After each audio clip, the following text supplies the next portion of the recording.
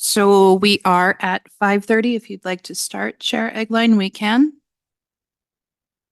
I want to welcome everyone to the September 3rd Board of Adjustments meeting.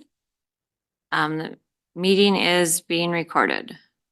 April, will you call roll?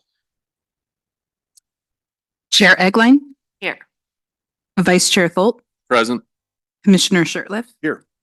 Ms. Beckwith, Here. Mr. Top. Here. We have all 5 members present. We have a quorum. Great. Let's stand and do the pledge. I pledge allegiance to the flag of the United States of America, to the republic for which it stands, one nation, under God, indivisible, with liberty and justice for all.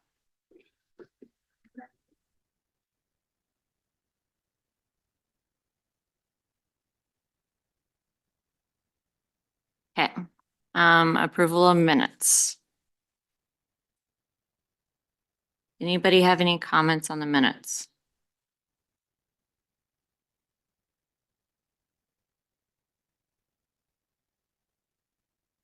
I'm seeing none. Okay, anybody move to approve the minutes? I have to admit that I didn't read them. Are they out? So the minutes are on the city They website are. on the board page. It's okay. I also slacked on that part, so I am not. Just why I'm not making a motion. Did anybody read the minutes? I'd make a motion to approve the meeting minutes from our meeting on which date? July 2nd. July 2nd. There a second? Second. Okay. All those in favor? Aye. Aye. Opposed? None. All right. We are still missing the first applicant. The first applicant is now online. Great.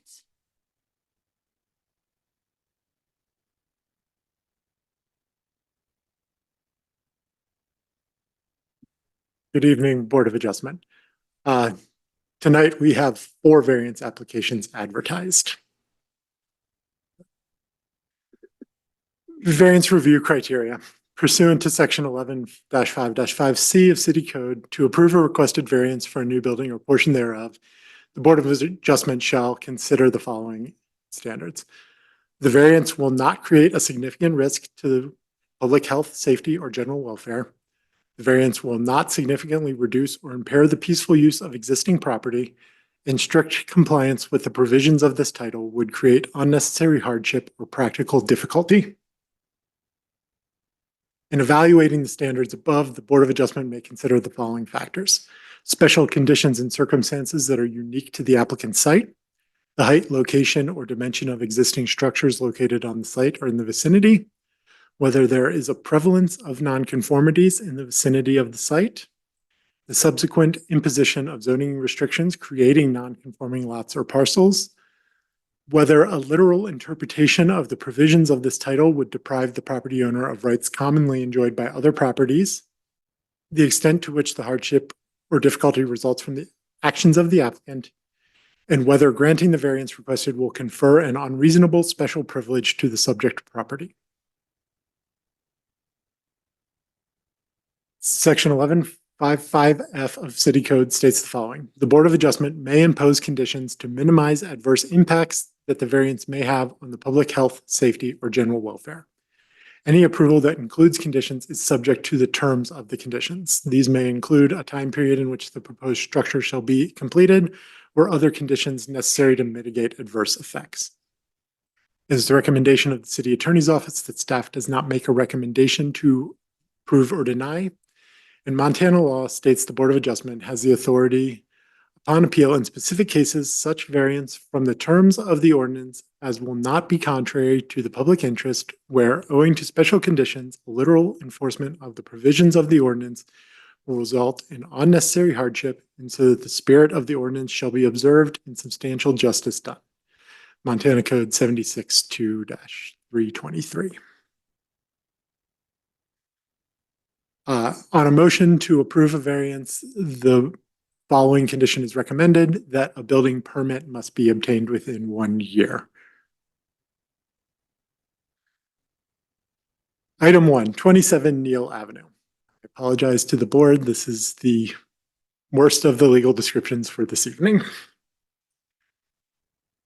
A variance from section 11-9-7D5A to increase the maximum area for wall signs from 120 square feet per building to 165 square feet for a property with the legal description of lots 19, 20, 21, and 22 in Block 4 of the Central Addition to the City of Helena, Lewis and Clark County, Montana, and part of lots 16, 17, and 18 in Block 4 of the Chessman and Davis Central Addition to the City of Helena, in a portion of Lot 3 of the Thompson Placer mining claim in Section 30, Township 10 North, Range 3 West, Lewis and Clark County, Montana, commencing at the northeast corner of Lot 16 in Block 4 of the Chessman and Davis addition to the City of Helena, thence north 69 degrees 44 minutes west, 219.5 feet along the south margin of said Neal Avenue to a point, thence south 13 degrees 31 minutes west, 84.95 feet to a point, the southwest corner of Lot 18 in Block 4, Chessman and Davis Addition. Thence along the south margin of Lot 18, south 72 degrees 46 minutes east, 197.21 feet to a point on the west margin of said Main Street. Thence along the west margin of Main Street, north 30 degrees 25 minutes east, 75.2 feet to the place of beginning, excepting therefrom the portion of land conveyed to the State of Montana Department of Highways as described on bargain and sale deed recorded May 14th, 1984 in M Book of Records, page 6620. And a variance from section 11-9-7D5B to allow internally illuminated wall signs in the downtown zoning district for a property with the previously described legal description. Here is the property. It's the livery building. It's at the intersection of Neal, Montana, and Last Chance Gulch in Cruz.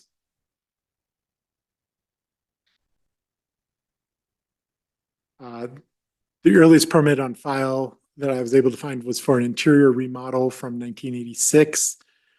There was a previous sign permit from July of 1990 and various interior remodel permits from 1995 to present. Here is the rendering of the building facade from the sign company, and then the 3 specific signs that are being requested here. The livery square sign you can see on the facade, identified as sign 2, has been previously approved. And this is for the 3, the Stockman Insurance, the Investment Group, and the Wells Wellness. Here's the plat showing the property.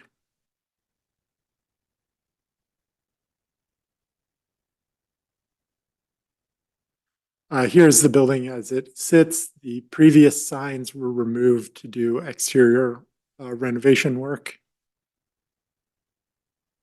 Here's the further west portion of the facade. This is right kind of downtown in that intersection. To the north is T-Mobile in the Sealy building. The Steamboat Block and the Man Store kind of to the northwest. God's Love and Budget Inn, as you can see on the lower left picture, are to the south along Last Chance Gulch. These are pictures showing other signs that are currently non-conforming with the downtown code. Most of these predate All of these shown predate the implementation of the downtown code when internal illumination was removed. As you can see, there is a fair number of non-conforming signs. This variance will serve the following purpose: increased area. It allows for both building identification as a whole, the livery building sign, and then for individual businesses to have signage visible from the vehicular right-of-ways. And the internal illumination allows for nighttime visibility, and it replaces previous internally illuminated signs that were removed in the facade work.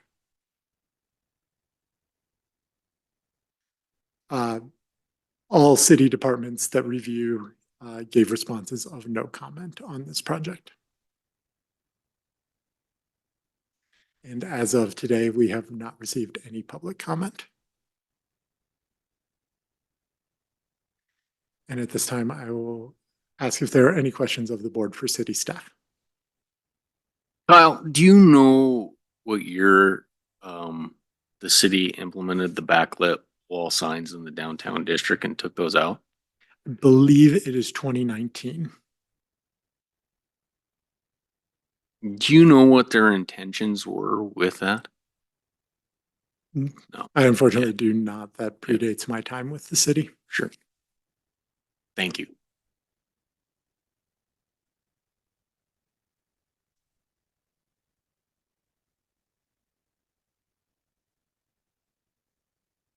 Does this Rebuttable qualify presumption. as reciprocity if we're replacing internally illuminated signs that were already there or not really? Potentially, typically when the rebuttable presumption argument is used, the existing is still there, or the previous is still there. If it's been removed, there's no longer a non-conforming structure to count as non-conforming, I guess. Okay, but Um, permit wise, due to the drawings or however the signs were already put there, does that? Okay, I would think- say it had a pre-existing non-conformity that was removed when the signs were taken down. okay. Thank you. April, do we Just trying to have understand attorney on? We do have a member of the city attorney staff online. I would maybe ask, is it Matthew? I would maybe ask if Matthew can give information about the rebuttable presumption in this case, if that would apply.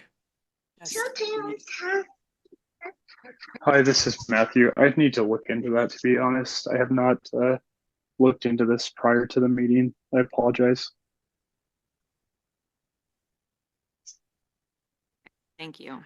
Sorry, that was kind of an overall non-answer to what No, you're asking, that's but fine. I'm just trying to understand that. I will say the guidelines that we give to people when they apply, if they want to use the rebuttable presumption argument, is to maintain the structure as is until approval is given to Okay. replace it. That is our internal process and advice we give.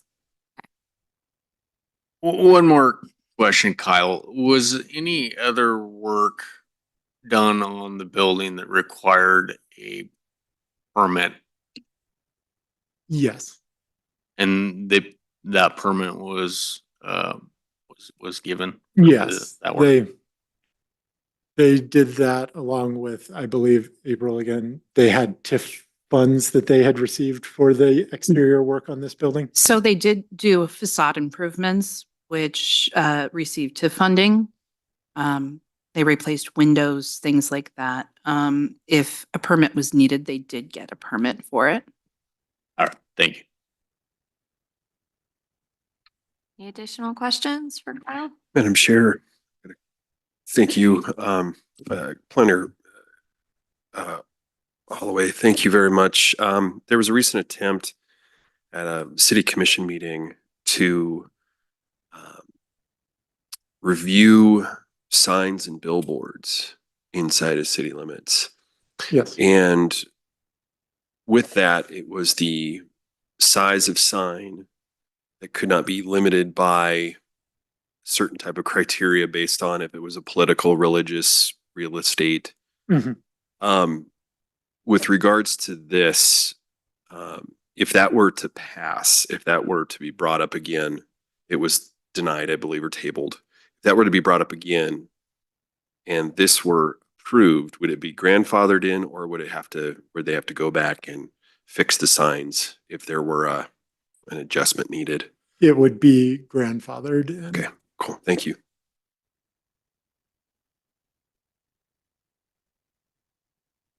Any additional questions? All right. Does the applicant want to talk to the board? Go ahead, Andy. Good evening, board members and all in attendance there. Thank you for the opportunity to speak to everybody tonight and your consideration of the application. Appreciate planning department's hard work on putting together the overview that he just delivered as well. I guess in speaking in support of it as an owner of the building, we're very proud of the work that we've done so far and sort of revitalizing the Livery Square building as a critical junction point and the connectivity of the downtown Last Chance Gulch, connecting Great Northern to the rest of the walking mall and thereabouts in the neighborhood, and being a good contributing friendly neighbor, so to speak, down there. Really thankful once again to the TIF board, downtown TIF board, for the, at the time, largest award in the board's history. 138,000, I believe, towards the exterior work with lots of windows and new doors. Obviously, we've done the painting. We received some grant funding to help offset some costs of those new awnings. Anyhow, we're real proud of the work we've done, not only externally but also internally, repositioning the building and hopefully providing much needed spark to that block and that area and mini malfunction junction. So, in carrying with our overarching goal of being good neighbors and improving downtown business district in the city as a whole, being a more welcoming place for a high traffic area like that. I would encourage you all to consider the good work we've already done in earnest and hopefully approve this. And I will say, outside of the two variances being the backlighting and the sizes, shame on us, I suppose, in previous efforts or review that we just figured like for like. Actually, I think we have net less one light box sign. So, that would be one net less one non-compliant sign, so to speak, in the downtown area with what's being proposed on the building as we go forward. And so anyway, but the sizes of what I'm actually getting at are actually going to be the same dimensions or maybe even slightly less than what existed prior that everybody was used to for, several decades downtown. So happy to answer any other questions, but I really appreciate your consideration and strongly advocate support of our application.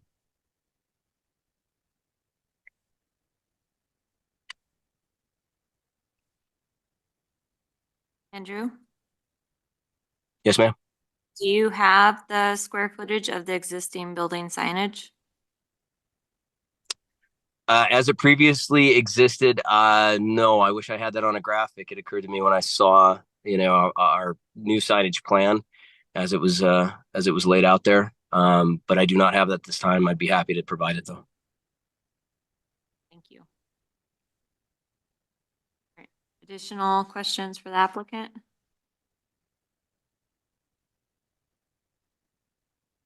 Andrew, would you say it's safe to say though that the 3 signs are not getting larger than they previously were?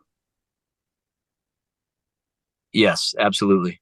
That we, the largest among the signs is the square. I mean, I don't know, as far as like visible aesthetic goes, the square that would be investment group. Originally we were going to have that be a long narrow, but it didn't fit quite as well on the facade. And so we took the actual measurements of the previous light box that was up there, for which they'd already, the tenant had already had a new sign meant for backlighting made, and just use those dimensions with Yesco for the new quote or the new bid.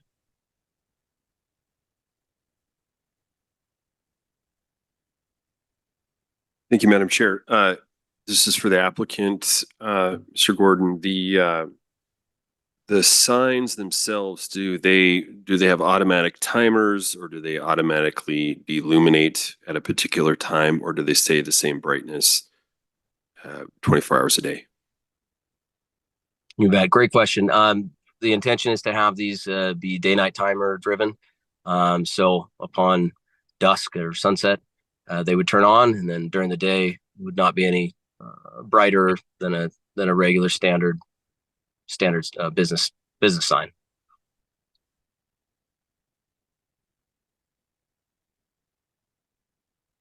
And actually, I just, for the record, I don't know if it matters to those on the committee or not, but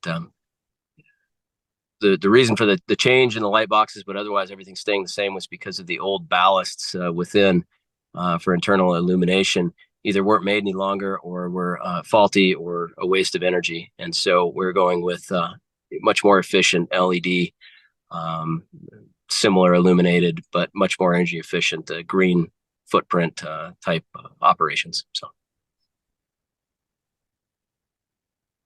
This is also a question for the applicant, but what kind of burden would it be to resize the signs to meet the zoning code of 120 square feet instead of the proposed 165?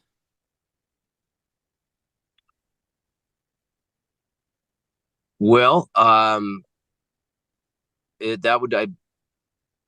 speaking for on the part of ownership, I think it would, a lot of that would bear on how the tenants, those tenants that we were either able to salvage, we'll say, from the previous ownership, or stabilize, and those net new tenants that choosing and trusting us and signing long-term leases at the property looked at that pre-existing signage and decided that was maybe a deciding factor, and they're locating there with us long-term. So that would be an active, ongoing conversation.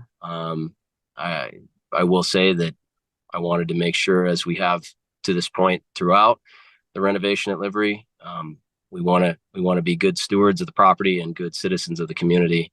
We want to follow protocol, and so we'll do what's required of us. But certainly we would hope that whatever the original signage and dimensions were that may have played a factor, however large or small, in our tenants locating there, we were able to preserve that as a benefit to them.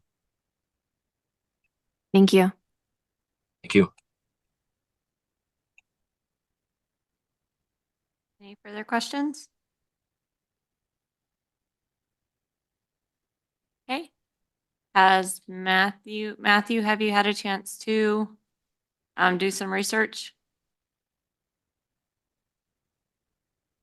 Sorry, I'm going to need a little bit more time. I don't have my computer here. Doing my best, but I don't have an answer yet. Let's open it for board discussion.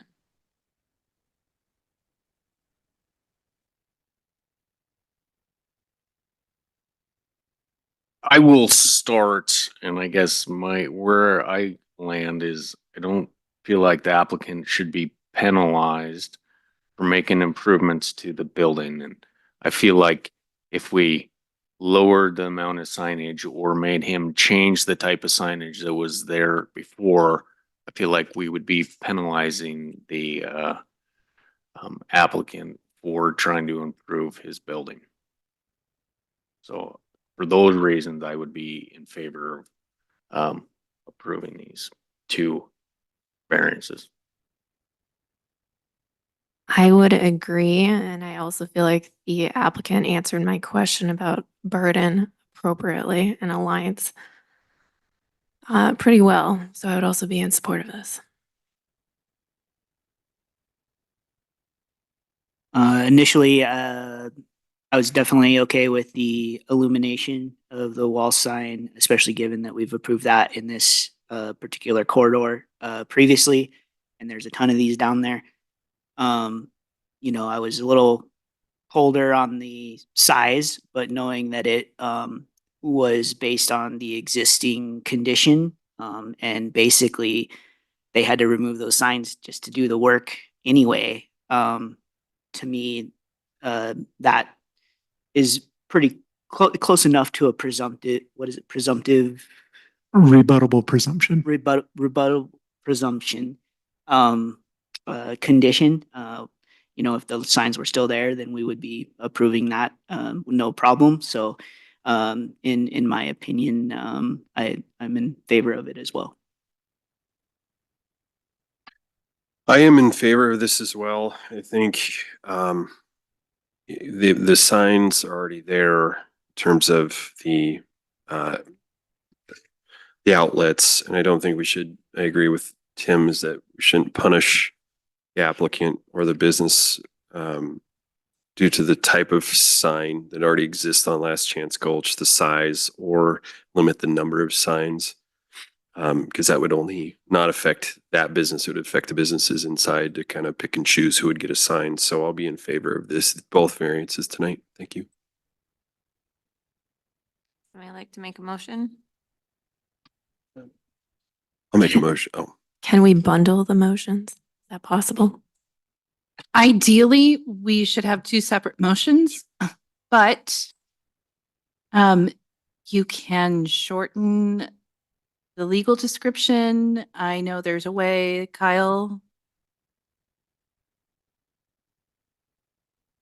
I'm not entirely certain of the best practice to shorten the legal description, but I do think for the second one, you can just reference back to the first. I think it needs to be read once, but not twice. Madam Chair, I'd like to make a motion. I'll just take a deep breath. That's okay. I move to approve a variance from section section 11-9-7D5A to increase the maximum area for wall signs from 120 square feet per building to 165 square feet per property with a legal description of lots 19, 20, 21, and 22 in block 4 of the central addition to the city of Helena, Lewis and Clark County, Montana, and parts of lots 16, 17, 18, the block 4 of the Chessman and Davis central addition to the city of Helena, and a portion of lot 3 of the Thompson Placer mining claim in section 30, township 10, north, range 3, west, Lewis and Clark County, Montana, commencing in the northeast corner of lot 16 in block 4 of the Chessman and Davis central addition to the city of Helena, Montana, which is the southwest corner of the intersection of Main Street with Neal Avenue in said city of Helena. Thence north 69 degrees 44 minutes west 219.5 feet along the south margin of Neal Avenue to the point, thence south 13 degrees 31 minutes west 84.95 feet to the point the southwest corner of lot 18 in block 4, Chessman and Davis addition, thence along the south margin of lot 18 south 72 degrees 46 minutes east 197.25 feet to a point on the west margin of said Main Street. Thence along the west margin of Main Street north 30 degrees 25 minutes east 75.2 feet in the place of beginning, accepting therefrom that portion of land conveyed to the state of Montana Department of Highways is described on bargain and sale deed recorded May 14th, 1984 in M Book of Records, page 6,620. I'll second the motion. Any- Just oh, point of order here, did we have a condition on that? With a condition, the applicant gets a sign permit within 1 year. Any further discussion? Okay, then I move to votes. All those in favor say aye. aye. Aye. All those opposed? I see none. The motion passes. I'll make a motion to approve a variance from section 11-9-7D5B to allow internally illuminated wall signs in the downtown zoning district for property with a legal description as described in the previous variance, with the condition that a sign permit is obtained within 1 year.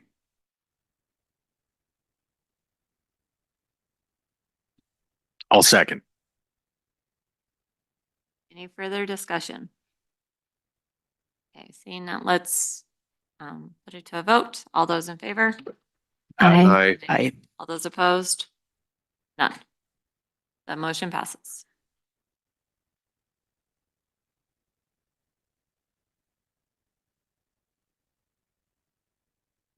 Item 2, 496 West Main Street, consideration of a variance from section 11-4-2 to reduce the side lot line setback from 8 feet to 4 feet for a property with the legal description of the north 52 feet of Lot 2 in Block 1 of Helena Town Site, Lewis and Clark County, Montana, as also shown on certificate of survey filed under document number 268370. The applicant has requested to withdraw this item, and they would like the item to be heard at the October meeting. Item 3, 1115 Washington Street. Consideration of a variance from section 11-4-2 to decrease the minimum side lot line setback from 6 feet to 2 feet for a property with a legal description of the south half of lots 1 and 2 in block 102 of the Northern Pacific Second Edition, as shown on the certificate of survey filed under document number 262971, records of Lewis and Clark County, Montana, and a variance from section 11-4-2 to decrease the minimum rear lot line setback from 10 feet to 2 feet for a property with a legal description of the south half of lots 1 and 2 in block 102 of the Northern Pacific Second Edition, as shown on certificate of survey filed under document number 262971, records of Lewis and Clark County, Montana. These variances are to reduce the setbacks to build a new garage. Here is the subject property. It is on the east side of Washington Street, mid-block between Livingston Avenue and Townsend Avenue, adjacent to the alley. The earliest permit on file is to move the house to this location. That was in June of 1976. There was a permit for a deck, greenhouse, carport, and garage in May of 1981, and a permit for a re-roof in September of 2013. Here is the existing site plan showing the location of the current garage, clouded in red. And then here is the proposed site plan showing the size and location of the new garage.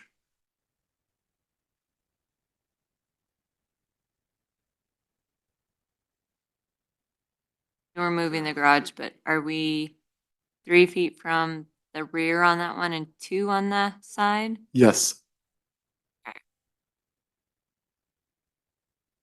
And then here's the new one with a 2-foot setback on both side and rear. Okay, increasing the size. Here's the south elevation of the garage, north elevation, and west elevation. Here's the plat showing its location in the city.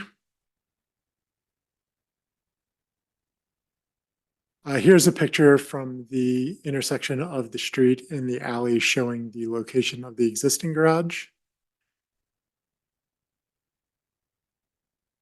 And this is taken from the alley pointing into the yard where the new garage will be located.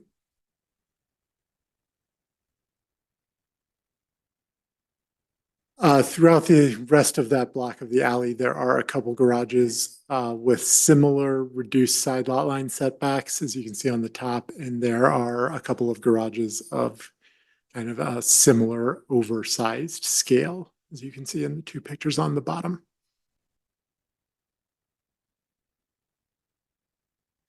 The applicant states this variance will serve the following purposes. It will improve access from the alley. Applicant states the current access from the alley is difficult. There are 2 garage doors, one that faces out to the west and one that faces directly into the alley. Using that door blocks the alley. The applicant states the existing garage is not able to be expanded in the current location and that it has minimal setbacks already. Comments from city departments. Building stated 4 conditions that will be addressed at the time of permitting. That the underside of projections, the eaves shall be protected for 1 hour fire rating. The walls less than 5 feet from the property require 1 hour resistive construction. That the R control SIP panels that were shown do not currently meet that fire rating, and an alternate assembly will have to be provided.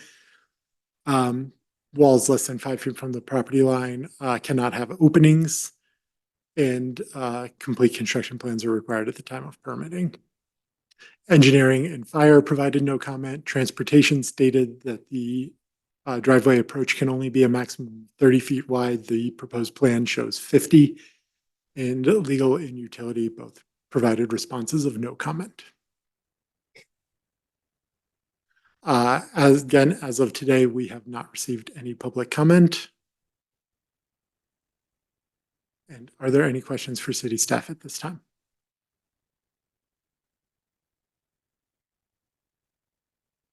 Madam Chair, Mr. Holland, I do have one question. Do the dimensions that you showed on the site plan of the footprint of the building, does that include the roof overhangs?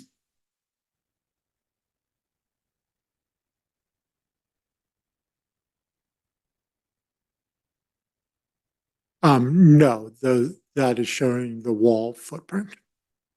So as currently designed, it wouldn't actually meet these setbacks that he's The requesting. eaves would be closer, but eaves are allowed in setbacks in the standard setback Okay, by city code. gotcha.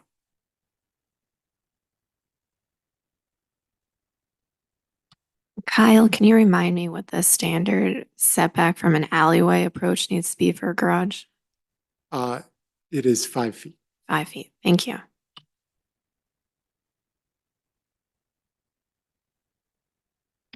How deep is that garage? I can't tell from the picture.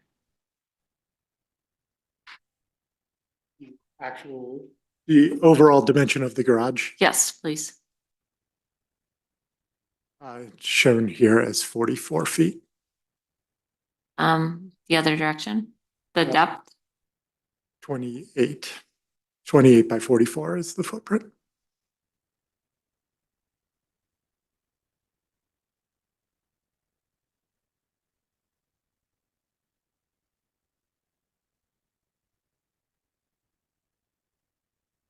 Okay, thank you.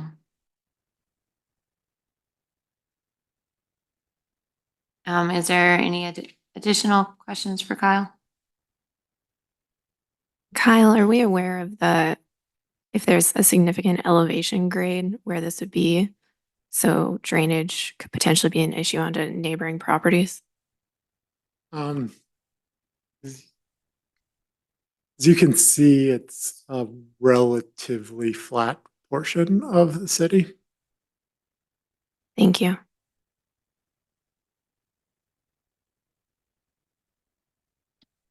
Got a question for Kyle. With regards to the garage, you'd mentioned it's a footprint of 28 by 44. Correct. Do we know what, say, like an average garage would be for a 2-door or a 2-car garage? 20 by 24-ish typically. Okay, thank you.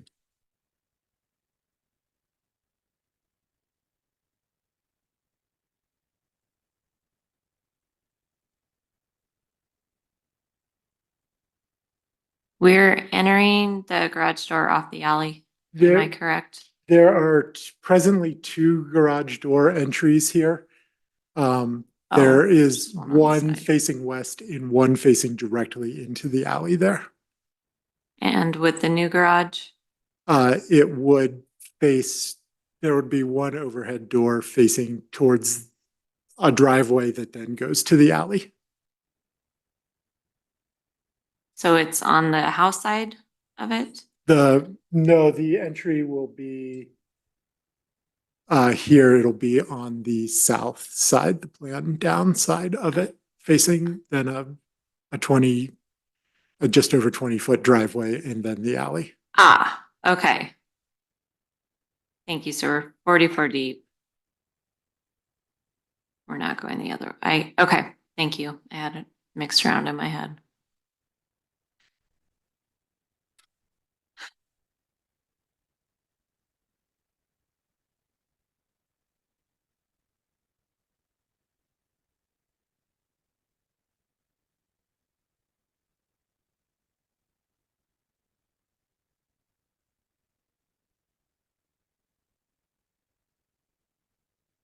Thank you, board. Would the applicant like to present?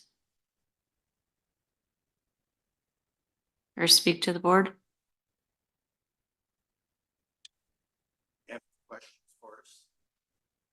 You would please come up to the podium. That way we can capture it for the audio. I have a question. Well, the parking spot is 20 feet long.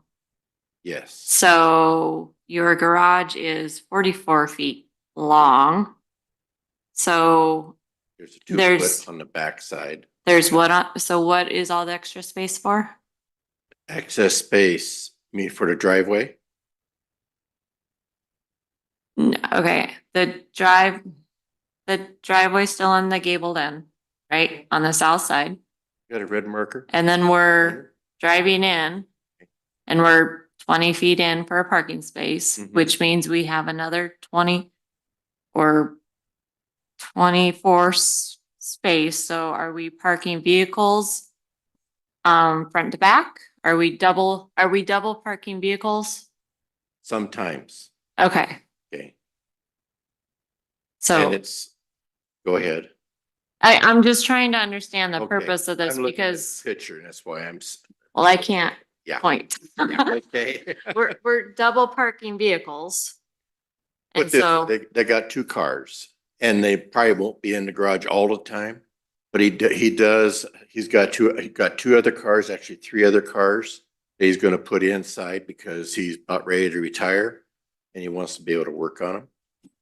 And the driveway out front will be sitting there. Everything will be up totally on the private property when they're parked.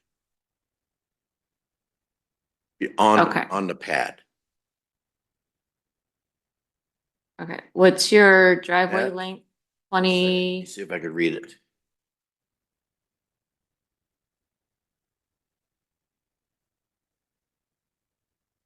Can you give me this?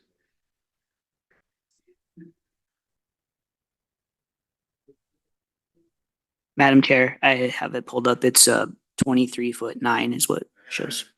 okay. We have. Okay, so we have 23.9 for driveway. Then we're That double gives you enough parking. room for a full-size truck to pull in there too, if you needed to. Yep. Okay. And then we're parking double deep is the idea for Inside. vehicles. For 40, because we're asking, it's that. Cause 2 feet from your property line is, it's pretty close. I understand that they're there, but I'm trying to understand the need, That's okay. so.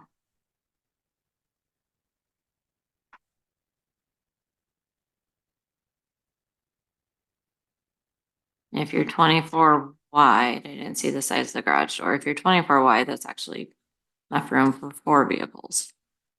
But size wise. All right, thank you. I understand what's going on now. Is there additional questions for the applicant? I have a question for the applicant.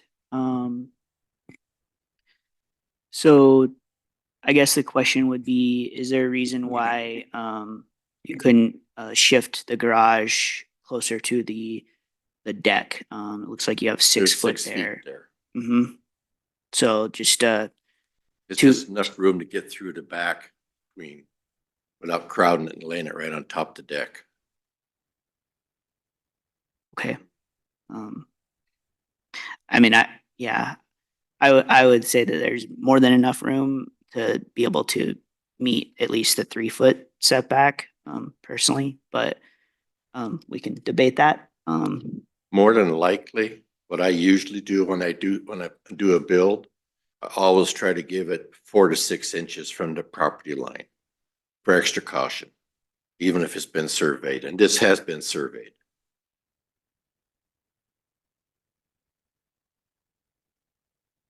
The drawing you're looking at is exact, but when we build, I'll probably move it back another 6 inches.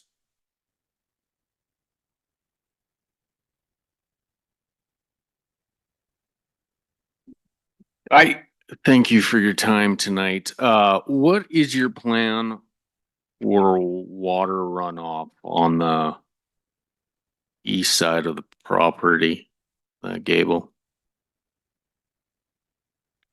Was On you the just east gonna side, okay, Rodney, which way is the east side on that? be going to your neighbors? The neighbor's garage, gutters. And the gutters There's gonna down be gutters to, on both sides of the garage. and then the gutter would go down to where I'm struggling is that gutter goes down, it's on the eave, you only have, a foot. So would be sending Well, the all, gutter's gonna come in against the wall. Okay, true. and then there is, between the neighbor's garage and the property line, there's 3 feet there, so that's basically 5 feet. So we can't count the neighbors' square Okay. footage. We can only look at what you guys have. I understand. So you're looking to discharge this with 2 feet of room, which on much larger garage. Am I understanding that correct? Yes, but if we have to, we could run it out the backside onto an open grass line on the neighbor in the back, which would help water his grass. This is open, so you give me what you'd rather prefer, and we can do that. If we need to put it into a sewer system, we could, if you'd allow that.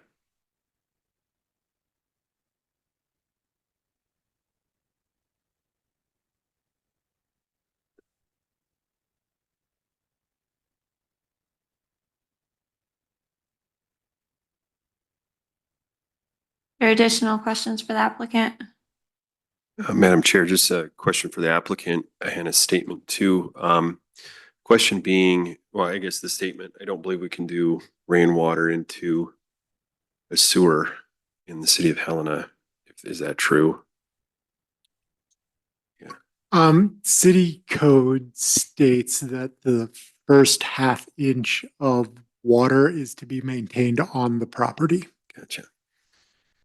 Question for the applicant. Thank you, Kyle. Question for the applicant. Is this garage gonna be just for personal use or will it be for a business? Personal. Personal.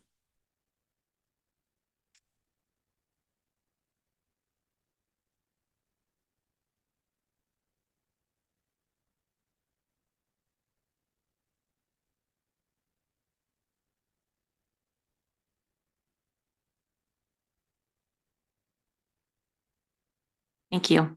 Okay, thank you. Okay, I'm gonna open it for board discussion.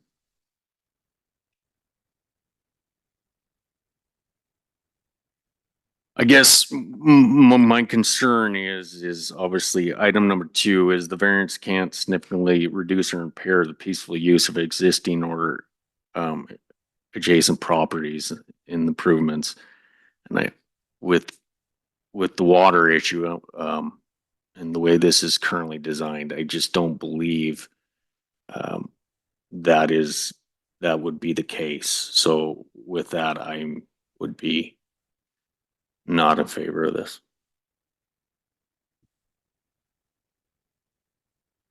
I am also concerned about the water issue.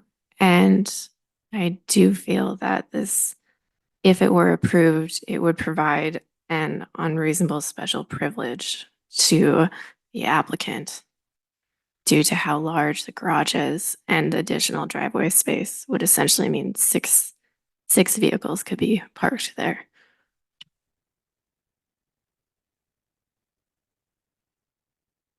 I think that I am less concerned about the water issue because that can be dealt with another way if we were to condition that the water had to remain on the site through the use of a gutter system or something like that to get it over to the open space.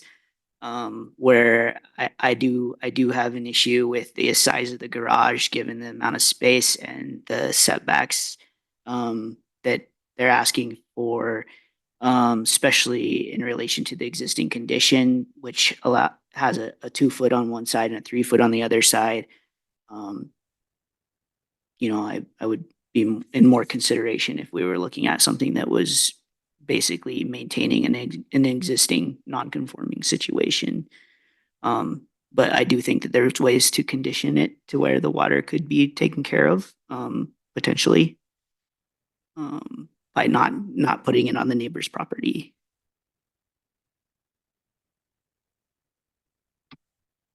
I just, did it say what the square footage of the building was gonna be? We know, quick math, It's just over 1,200, I believe. 100, okay. Thank you.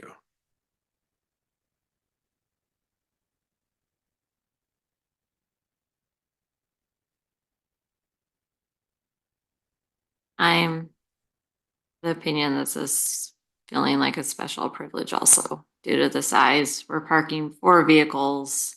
Your Oh, we put it existing there. garage had 2. Now you also have parking in front for 2 additional vehicles. I'm struggling with this one as We can make the could be- we can make the driveway smaller if we need to. you could make the driveway smaller, the footprint could be smaller. I think it needs a redesign in that regard. Like we can't approve it if you're making the driveway smaller. I put that wedge on there so it's easier to turn in and turn out. That's the reason, that is their only reason. Yeah, But that's I not understand. bearing on this decision. The wedge Okay. isn't bearing on this decision. Okay, the water drainage is very easy to run the water across to the inside towards a house. So if you want to get that water away from the neighbors, we can. Yeah, the water is not bothering me as much Okay. because I understand that. Yeah. I understand that. It's the size because this isn't what's the I can't think of words. The need, like, am I going for Tim? The Standard, typical. no. Well, you're asking is for a 4-car garage, which most people in Helena don't have. So it's not that ends up a privilege as opposed to can't think, read my brain here. Kyle, would you bring up why the slide of why we base our decisions off things? Since apparently my brain is done on Tuesday.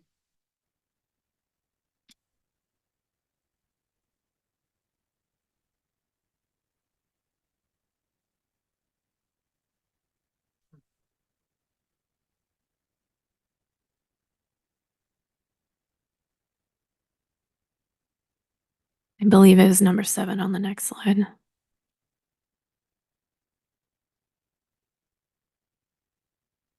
It's argue that other properties don't get the advantage of having a 4-car garage.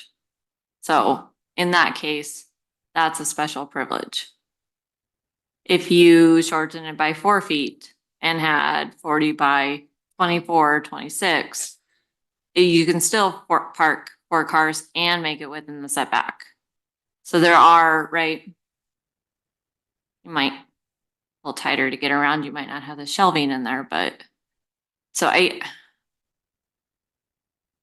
I'm not seeing how this is a hardship, I guess. That's the word I'm going for. Hardship.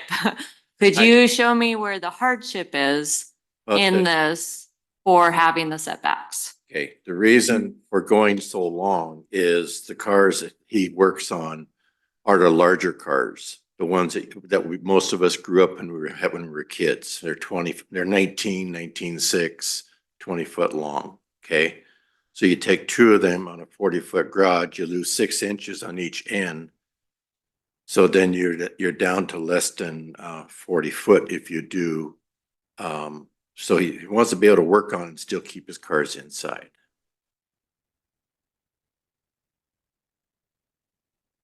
Okay. And width wise, 24 foot, you're getting compact on the sides to be able to work on them. On 24. Okay. Okay. So I just wanted to make a comment. I've lived here almost 25 years. I'm finally at the point financially I can do this. I would like to retire here in Helena, but if I can't build the garage that I'd like, then I guess I'll move elsewhere. Thank you.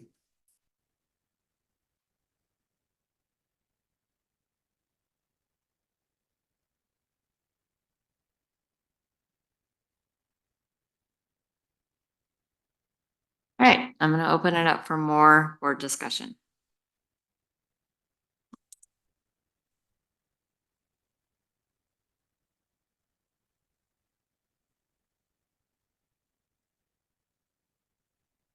Okay, am I off on the hardship part of this? I'm open, since it took me forever to come up with that word, now that I finally have it. I can understand having the space inside. I can understand shortening the driveway so that we can reach more in the rear. I'm not as concerned about the water because you can control that with downspouts and gutters. So for me, it's the hardship. It comes down to the hardship.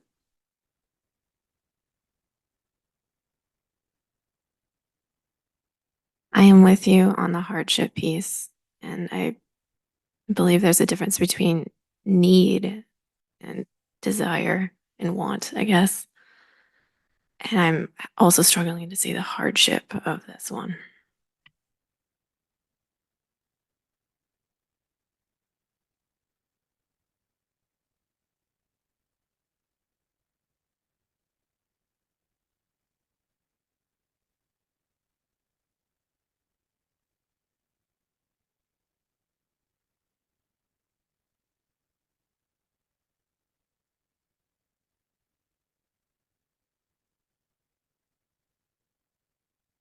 I agree. Yeah, I mean, there's parameters that were set a long time before we sat on this board, that was set by the city, that we're held to. And one of them is the, hardship is needed, for us as a board to be able to, change the parameters that, everybody gets to enjoy. So if that hardship has not been shown to this board, I don't see how we could do that.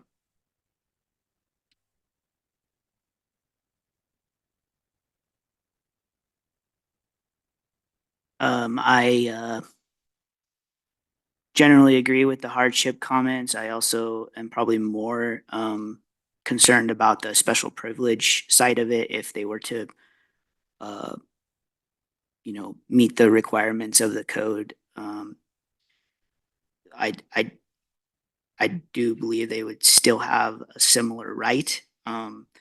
So, but by approving the variance, I do think we are giving them a special privilege to allow for this larger garage size that, if it was conforming, could they build this size potentially? But it's just, yeah, it's a large garage for this neighborhood, and also just I don't think bearing on our decision as far as giving them an unnecessary privilege in that case. So Yeah, I'm concurring and agreeing with the argument of hardship versus privilege, the need versus want, and absolute. It's a very large garage that will take up an entire backyard to replace an existing garage. I'm not as concerned about the water mitigation because that could be fixed with gutters and pipes and et cetera. But in terms of the size of the build, one of my thoughts is sticking with about the same size, rotating it from its current position to the proposed position, but instead of the size, maybe producing a carport in front of it. I don't know if that's allowed, but something to provide some cover if they wanted a garage, but needed. What I'm getting at is that it's if the garage were smaller, kind of what Chair Egeline was saying is that would be something I'd be more amenable to because it does feel like it would be somewhat out of place in terms of the neighborhood, and I don't really see a hardship in this. Thank you. Somebody like to make a motion? I will make a motion to deny a variance from section 11-4-2 to decrease the minimum side lot line setback from 6 feet to 2 feet for property with the legal description of the south half of lots 1 and 2 in block 102 of the Northern Pacific Second Edition, as shown on certificate of survey filed under document number 262971, records of Lewis and Clark County, Montana. I'll second the motion. Is there any further discussion? Seeing none, all those for denying the motion. If you would yeah, right? Is that prefer, how you say I could do a roll call vote. And you would vote on the motion itself. Okay. Either yes or no Yes. to the motion. Okay. Please do, so I don't screw this up. And who was it who seconded the motion? I'm sorry. Okay, Mr. Top. All right. So Chair Egeline?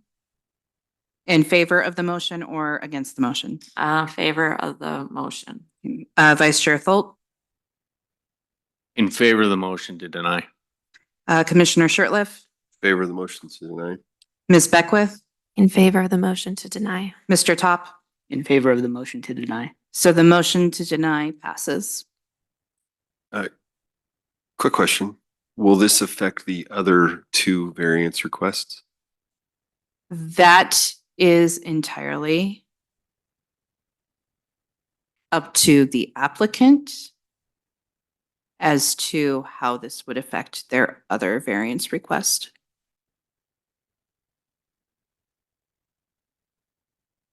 Isn't that correct, Kyle? Yeah, they're two separate items. I'm not quite sure I follow what the question. I think we either need to approve or deny the second one because we've done it where we've approved one and denied the other before. Understood. Yeah. Okay, that makes sense. Thank you for the reminder. I will make a motion to deny a variance from section 11-4-2 to decrease the minimum rear lot line setback from 10 feet to 2 feet for property with a legal description of the south half of lots 1 and 2 in block 102 of the Northern Pacific Second Edition, as shown on certificate of survey filed under document number 262971, records of Lewis and Clark County, Montana. I will second the motion. All right, Chair Egeline? I approve the motion to deny. Vice Chair Tholt? I approve the motion to deny. Commissioner Shertliff? Approve the motion to deny. Ms. Beckwith? I approve the motion to deny. Mr. Top? I also approve the motion to deny. The motion to deny passes.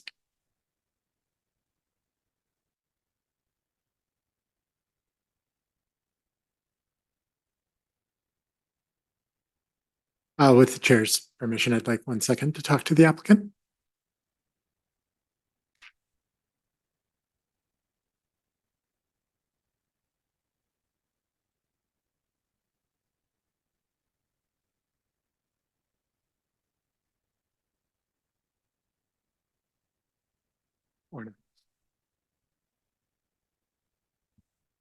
Item 4, 501, 503 Hillsdale Street. Consideration of a variance from section 11-22-3A to decrease the minimum number of on-site parking spaces from 4 to 2 for a property with the legal description of Lot 6 in Block 546 of the original Helena town site, according to the official map or plat on file and of record in the office of the county clerk and recorder of Lewis and Clark County, Montana, and Lot 7A in Block 546 of the amended plat of Lots 7 and 8 in Block 546 of the Helena town site, Lewis and Clark County, Montana, as shown on plat filed under document number 3158253. This variance is to reduce the minimum number of off-street parking spaces to allow for the relocation of lot lines and the creation of a new Lot 6A.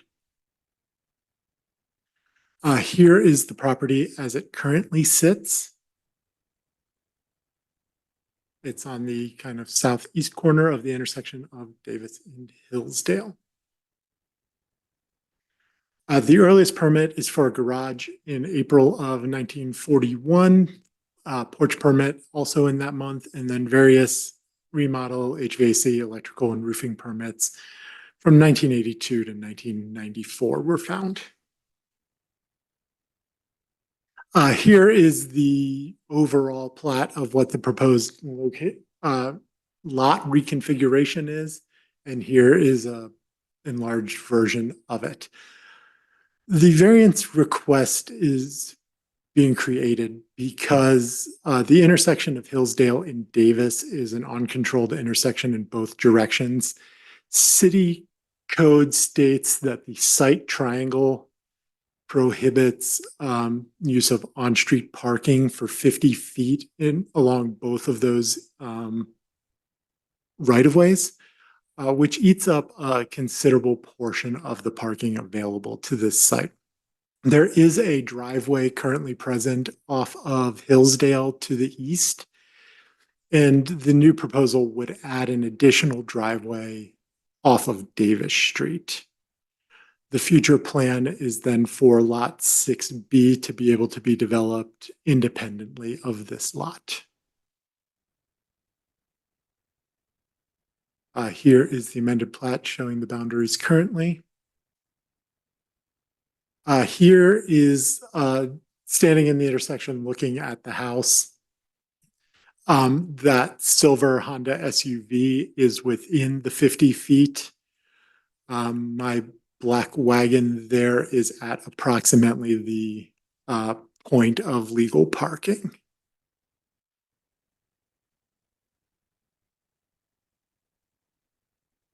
And then here is looking back at there's a second existing driveway that would become part of the Lot 6B separate from this proposal.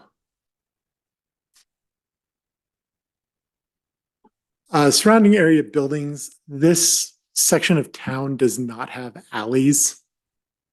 All of the houses there are only accessible off the street for parking. Specifically, the picture in the lower left is the two houses immediately to the east along Hillsdale. Both of those do not have any off-street parking because of the lack of garages.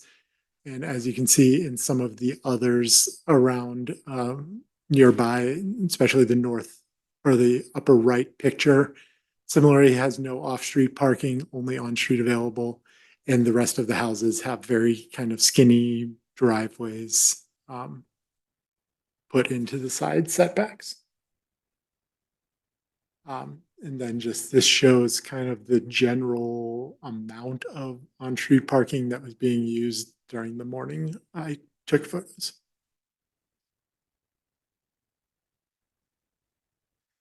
This variance will serve the following purposes: to work with a corner lot as stated our transportation code and our site triangle does not allow parking for 50 feet in both directions, and to allow for the property boundaries to be realigned for future development.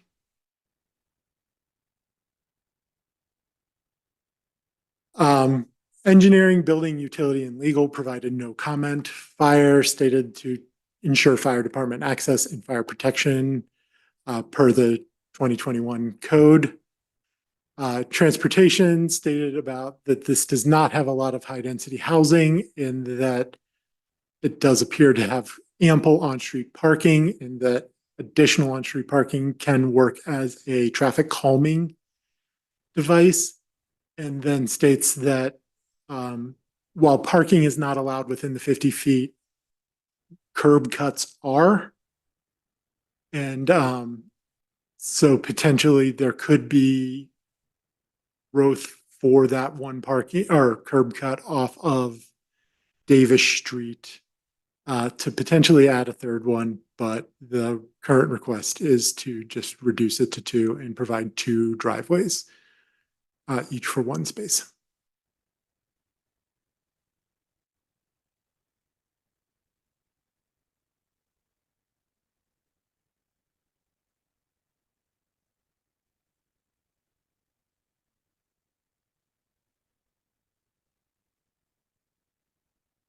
And then as of today, no public comment.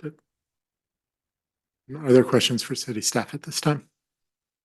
I see that if I was reading that correctly, we have 5 on-site parking spots.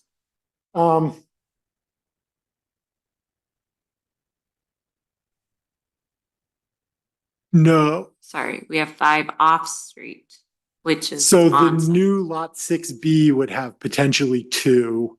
Okay, The current lot that worked, but that does not have a development plan yet. They will have to provide a way of getting those 2, but there's no proposal yet. So I don't know how that may or may not be done. That would be an issue for the future. We are talking right now about the existing duplex, and the current proposal would only be giving 1 parking space, 2 driveways, each providing 1 parking space for a total of 2 off-street. okay. Madam Chair, Mr. Holland. Mhm. I have a question on the parking for lot 6B. So what you were just saying is that they're just proposing 1 stall off street for that site, or can that be used as a tandem? Yeah, so the lot 6B isn't unknown at this time. Whatever the future proposal may include a garage, it may just include driveway parking for 2. There is enough space between the proposed driveway on Davis and the existing driveway on Davis to provide 1 off-street parking space because it straddles the property line. We can't necessarily assign it to one property or the other. Okay, But there is one off-street or 1 on-street parking space on Davis that is available, but it's okay, kind of a parking space that would be up for grabs between the 2 units. okay. One more question. If the intersection at some point became controlled, would that change this conversation for the site triangles? Yes, the site triangle distance on the controlled side of an intersection is 10 feet. Okay, thank you. Any further questions for Kyle? Mr. Holland, just one quick question. Am I correct in my assumption that our approval of this is just helping to create this new lot, and what actually happens with that new lot is still up in there? Yes, this is to just be able to approve the amended plat, as we can't approve an amended plat that creates a non-conforming condition without a variance.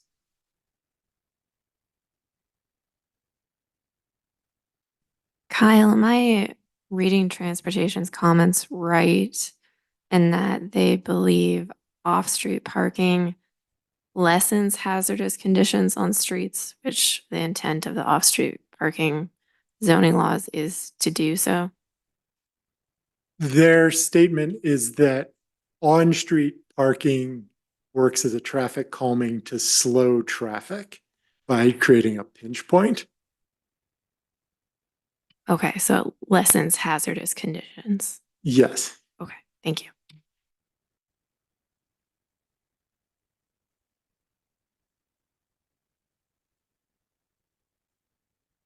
Any further questions?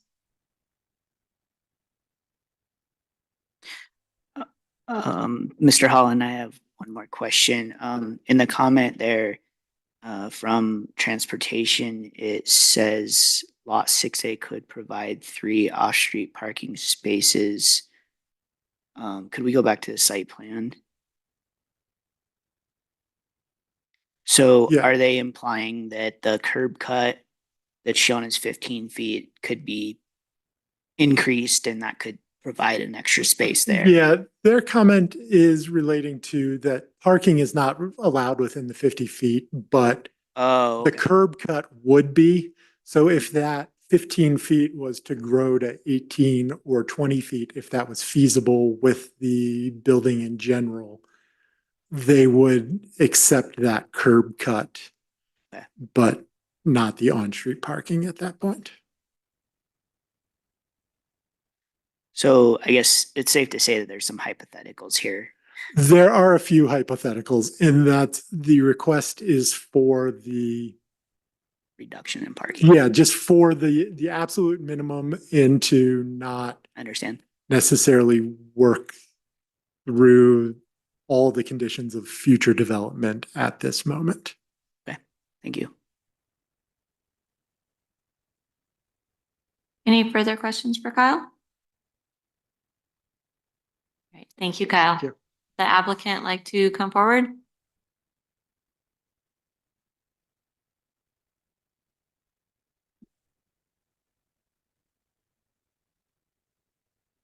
Good evening, board.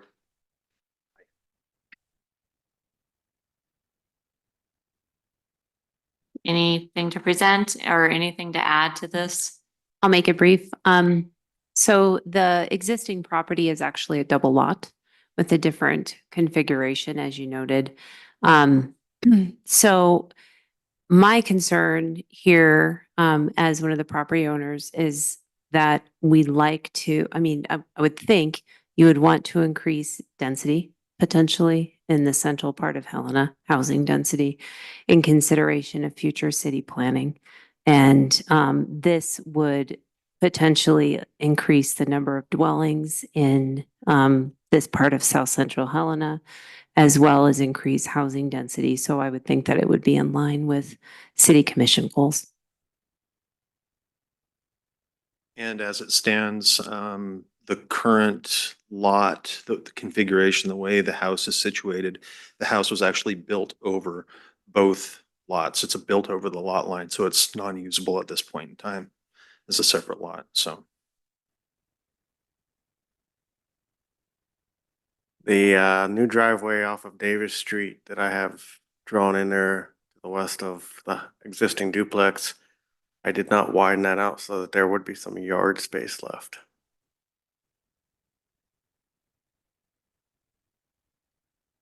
All right, thank you. Is there any questions for the applicant?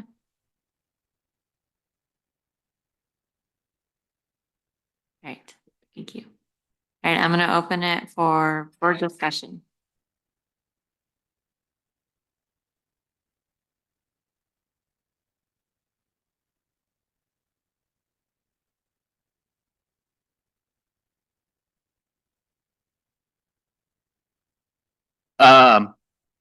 I'm in favor of this. I don't think there's there's some things that need to be worked through, but we're just triggering, moving that lot line. Obviously, there's still parameters that they need to work through here. So, I don't think losing one parking spot, I guess it's not even a loss, allowing them to put another dwelling with one less parking spot is a, large privilege, especially in that area. So I'm in favor of this. I am in favor of this mostly because of transportation's comments, which clearly indicated this would not be a hazard to the general welfare or safety. I would agree with that comment. I also think that the shape of the lot is a bit of a hardship in the fact that the intersection is uncontrolled, is out of their control. And I think that if that intersection was controlled, there wouldn't be much of an issue here. So it appears in the neighborhood, parking is not a major issue with on-street spaces. I think there's options for them in the future as they develop, as demand might grow. So I'm in favor of approving it. Helena needs housing. And I think the use of a accessory dwelling unit, an ADU like this, that's going to be 600 square feet on a piece of property. It looks like there's plenty of room. And I think it's a clever use of getting rid of minimum lot size or minimum parking requirements of one house to allow this unit to be able to have parking. I think it's, I'm gonna be in favor of this. Absolutely. Thank you. May I like to make a motion? I'll make a I motion. had a point of clarification first. This Sure. is not an ADU, right? This is kind of completely separate lot with a new building being proposed, right? It has that ability, but I don't think that is to be worked out.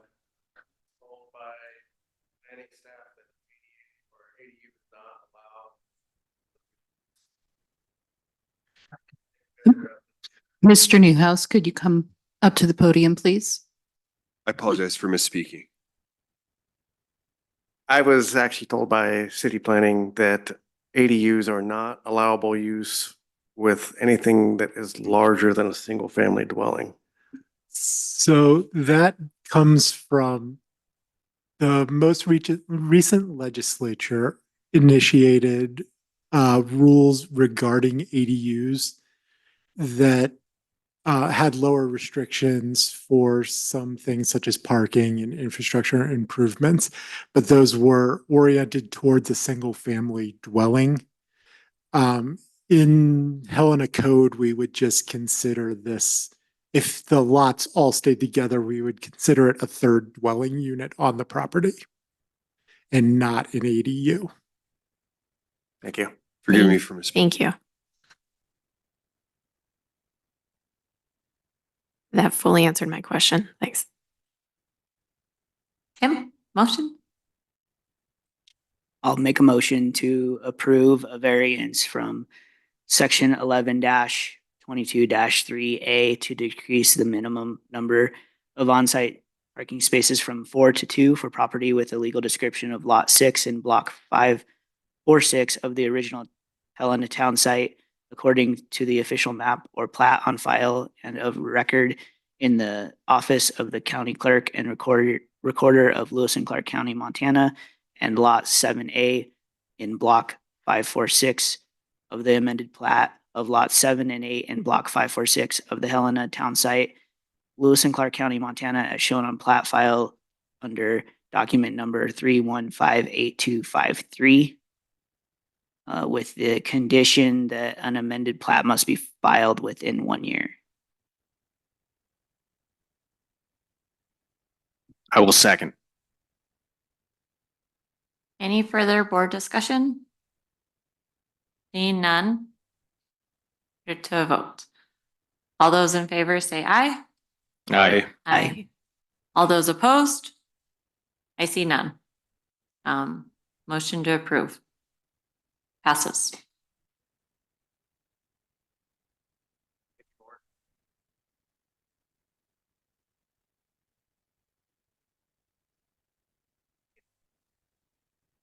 April, is there any general comments?